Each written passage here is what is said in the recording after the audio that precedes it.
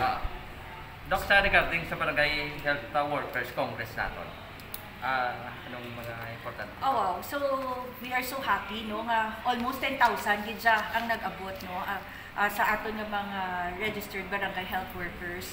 And we are thankful, of course, to all the LGUs nga nag-support, no, naghatag man sang ilang nga mga transportation, nag-provide sila transportation in order nga makalabot kitang aton nga mga barangay health workers diri sa Iloilo Sports Complex. Taman kainit ang aton nga panahon, pero kanami gid sang pagbaton, amo man kainit ang pagbaton sang mga BHWs sang aton nga Congress, kay it's long overdue, no.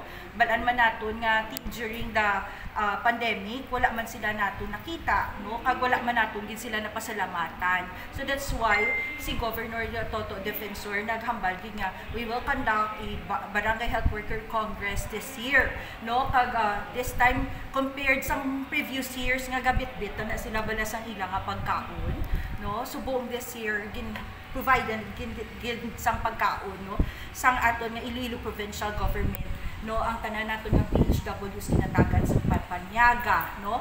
And we are so happy also that representative sang BHW party list is with us kag naghatag man sang paraffol, no, and good news for all the BHWs. So kanami gid, no, sang partisipasyon sang tanan from 1st to 5th district kagahod.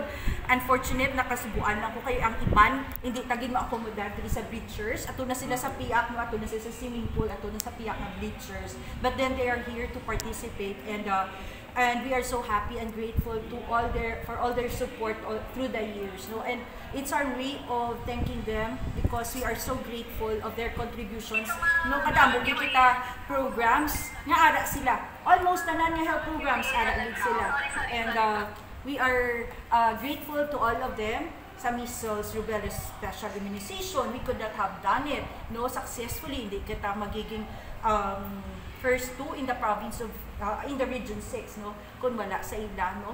And sa tanan naton nga programs ng COVID pandemic ara gid sila. Amo na nga salamat gid sa mga aton nga mga barangay health workers, kag ang Federation President kay Ma'am Violeta Gicana.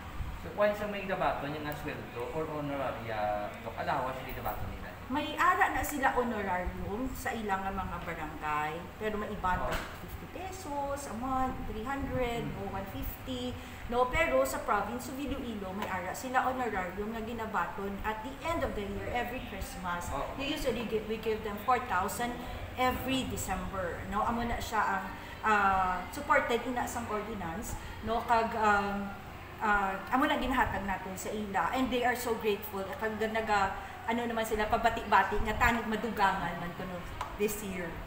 So gov pabati-bati man. Pero positive, Doc, nga aprobado na ang sa Magna Carta. Yes, nagbatian naton kagina sa BHW representative nga ang nakapasar na sa Congress kag aya na sa Senate ang Magna Carta for BHWs. Kag grateful gid kita, thankful kita kay na nakita sila kag ginhatagan sang atensyon para nga may ara na sila kanami, no, kay minimum of 300 or pila to pa 3,000